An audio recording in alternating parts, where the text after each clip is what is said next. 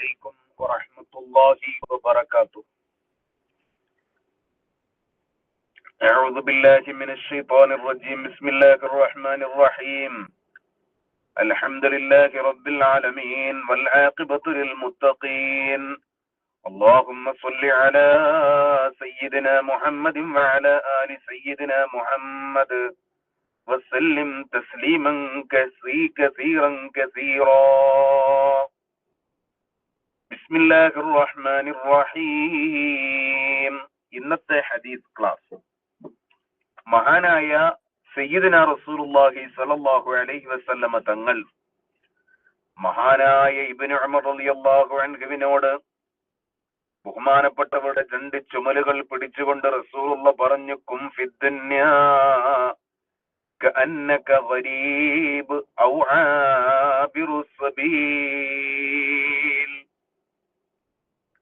മഹാനായ നബി സല്ലല്ലാഹു അലൈഹി വസല്ലമ തങ്ങൾ ഇബ്നു ഉമറിനോട് പറഞ്ഞു, ഇബ്നു ഉമറേ, ദുനിയാവിൽ നീ ഒരു വിദേശിയെ പോലെയാവുക, ഔ ആബിറു സബീൽ, അല്ലെങ്കിൽ ഒരു വഴിയാത്രക്കാരനെ പോലെയാവുക. ദുനിയാവിനെ ഒരു സ്ഥിരതാമസത്തിന്റെ കേന്ദ്രമായി നീ മാറ്റരുതെന്ന് മഹാനായ ഇബ്നു ഉമർ റളിയല്ലാഹു അൻഹുവിനോട് അല്ലാഹുവിന്റെ റസൂൽ ഈ സമയത്ത് അഷ്റഫുൽ ഖൽഖ് സല്ലല്ലാഹു അലൈഹി വസല്ലം തങ്ങൾ വീണ്ടും ആവർത്തിച്ച് പറയുന്നു, ഇദാ അംസൈത ഫലാ തൻതളിരി സ്വബാഹ ഇദാ അസ്ബഹത ഫലാ തൻതളിരിൽ മസാഅ.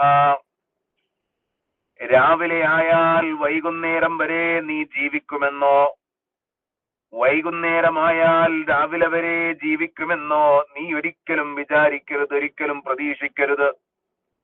ഏത് സമയത്തും നിനക്ക് മരണം വരാം എന്ന് നിന്റെ അവധി എത്തിയാൽ അള്ളാഹു നിന്നെ ഒരു സമയത്തേക്കും അള്ളാഹു മാറ്റിവെക്കൂല.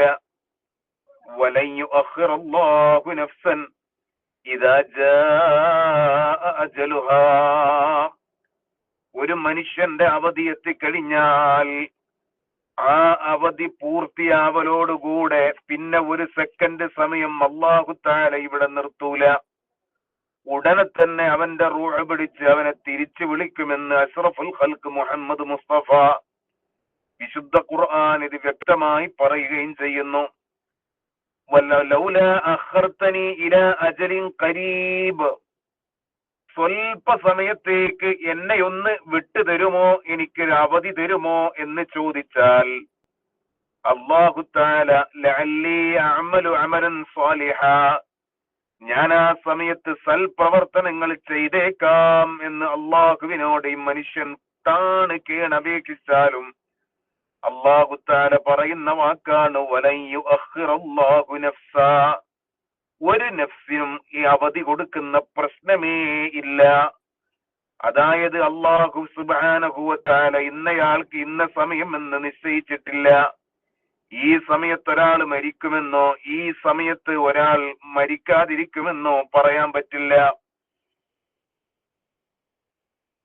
ഇതാണ് അള്ളാഹുവിനെ സംബന്ധിച്ചിടത്തോളം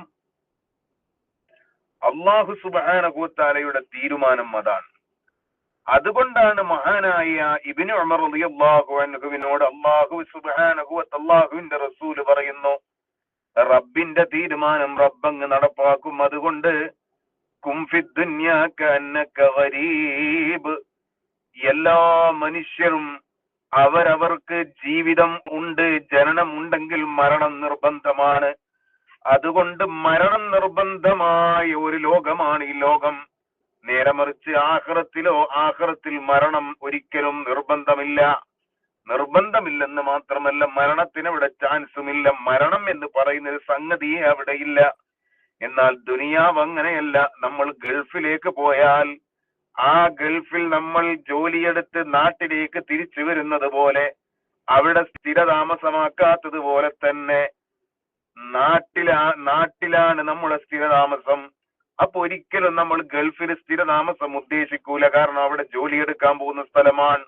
അതുപോലെ ആഖിറത്താണ്, സ്വർഗമാണ് എന്റെയും നിങ്ങളുടെയൊക്കെ സ്ഥിരമായ വാസസ്ഥലം. അല്ലാഹു അതിന് തൗഫീഖ് നൽകട്ടെ. ആ വാസസ്ഥലത്ത് വിജയം വരിക്കാൻ വേണ്ടിയുള്ള പണിയെടുക്കുന്നതിന് വേണ്ടിയാണ് ദുനിയാവ്.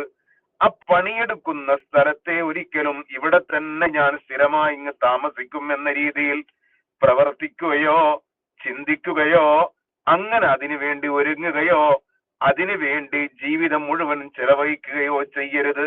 ഇത് വളരെ വ്യക്തമായി അല്ലാഹുവിന്റെ റസൂൽ സല്ലല്ലാഹു അലൈഹി വസല്ലമ തങ്ങൾ മഹാനായ ഇബ്നു ഉമർ തങ്ങൾക്ക് പഠിപ്പിച്ചു കൊടുക്കുന്നു. മാത്രമല്ല, നീ വിചാരിക്കുന്നത് പോലെ ഇനി അതല്ല കുറെ കാലം ജീവിക്കുമോ? അതുമില്ല.